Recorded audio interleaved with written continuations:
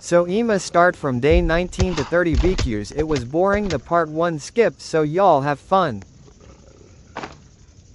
Oh yeah, tell Fulton to collab with me. I wanna see and follow my friends in his YouTube channel Markwales.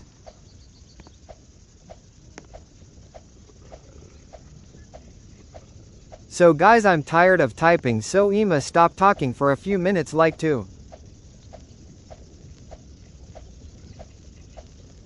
Oh yeah guy, one time I was 9, I lived in A Street where late one night in a quiet neighborhood, a burglar tried to sneak around my neighbor's house thinking it would be an easy target because most of the lights were off and everything looked silent.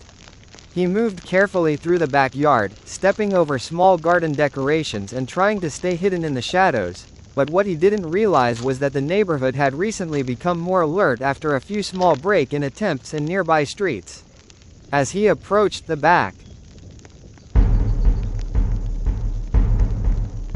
oh yeah guys, and he attempted break-ins a lot of times before in neighborhoods and was subsequently sentenced to serve time in a correctional facility.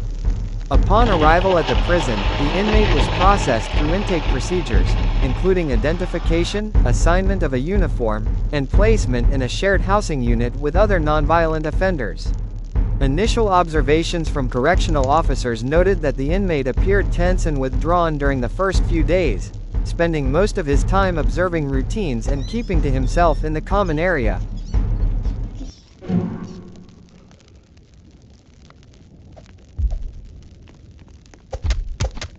So guys, I got some questions for y'all. What kind of videos do you want to see next on this channel? If you could change one thing about my content, what would it be? Which video of mine was your favorite so far and why? Do you prefer longer videos or shorter ones? If I added a new series, what should it be about? What's one idea you think would go viral if I made it? Should I do more funny videos, serious videos, or a mix of both? What's something you wish I would talk about more in my videos? And finally, what would you rate my content out of 10 right now and what would make it a 10 out of 10 for you?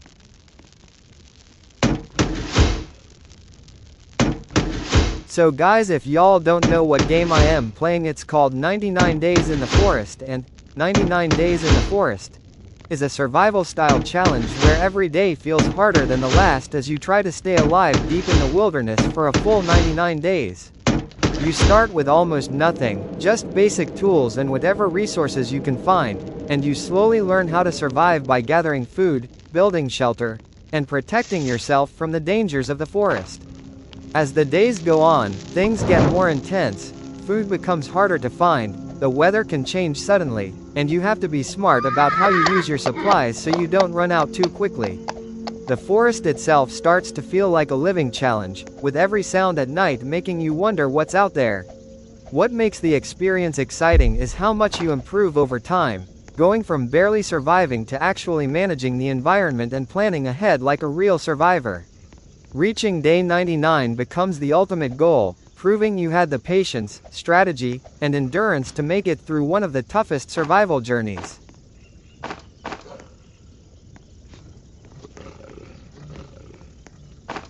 So guys, would y'all play? I think if I asked fans whether they would play 99 Days in the Forest, I think a lot of people would say yes because it sounds like a really intense and exciting survival challenge where every decision actually matters.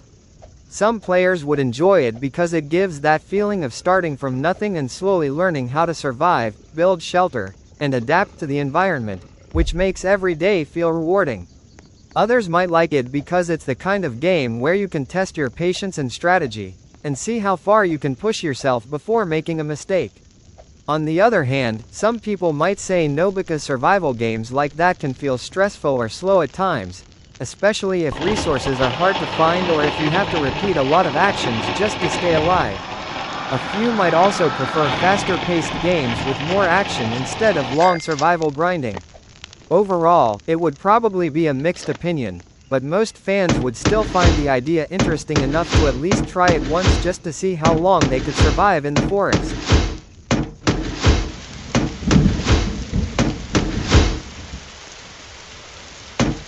Oh yeah guys, in 99 Days in the Forest, one of the most important ways to survive is by building a strong and well-hidden base that protects you from both the environment and any threats in the wilderness. At the beginning, you would focus on finding a safe location, usually somewhere near resources like water and trees, but not too exposed where dangers can easily find you.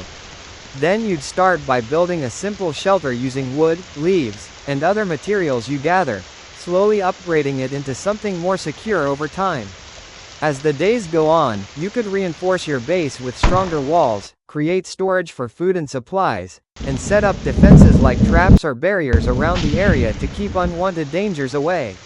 A good base also means planning ahead, making sure you have enough space, keeping everything organized, and always having backup supplies in case something goes wrong.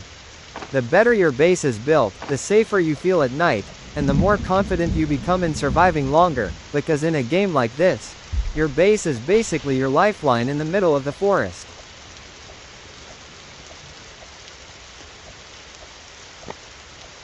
Oh yeah, and they are myths that are not true in 99 Days in the Forest.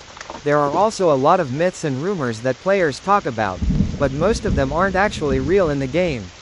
Some players spread stories about hidden creatures deep in the woods or secret bosses that only appear at certain times, while others claim there are cursed areas where your character gets unlucky or things start happening for no reason. There are even myths about secret bases left by past survivors or rare items that only spawn if you do something very specific, but most of these ideas usually come from misunderstandings, glitches, or just players exaggerating experiences. These stories make the game feel more mysterious and scary, which adds to the fun, but when you actually play, you usually find out that many of them don't exist or are just random coincidences. Still, the myths keep the community active because players love sharing theories and trying to figure out what's real and what's just part of the imagination.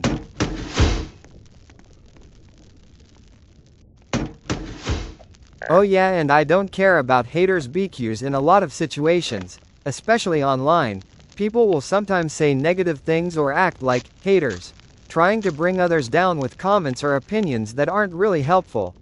But instead of letting that get to me, I choose not to focus on it and just keep doing my own thing. Not every opinion deserves attention, and a lot of the time those comments say more about the person writing them than the person they're talking about. So rather than letting it affect my confidence or motivation, I just ignore the negativity and keep improving and enjoying what I do. At the end of the day, everyone is going to have different opinions, and you can't please everyone, so it's better to stay focused on your goals and the people who actually support you instead of wasting energy on hate.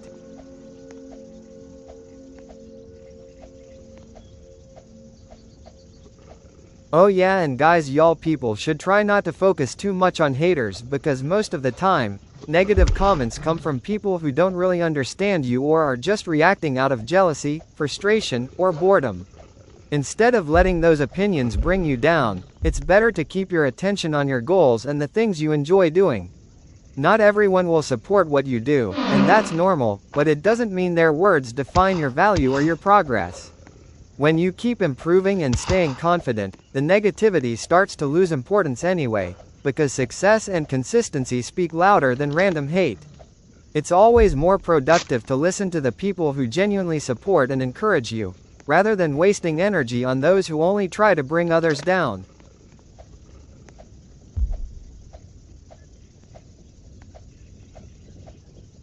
Oh yeah, and guys, when you start 99 Days in the Forest, making a good plan from the beginning can really help you survive longer and avoid mistakes later on. At the start, the most important thing is to focus on the basics like finding a safe area, gathering food, and collecting materials before you worry about anything advanced. Once you have a stable start, you should quickly build a simple shelter so you have protection from weather and any dangers in the forest. After that, it's smart to plan ahead by organizing your resources, saving extra supplies, and not wasting anything early on because every item can matter later. As you progress, you can slowly upgrade your base, improve your tools, and explore carefully instead of rushing into unknown areas without preparation. A good playstyle is all about patience, smart decisions, and staying aware of your surroundings so you don't put yourself in risky situations too early. If you stay consistent and think ahead from day one, surviving all 99 days becomes much more possible and way less stressful.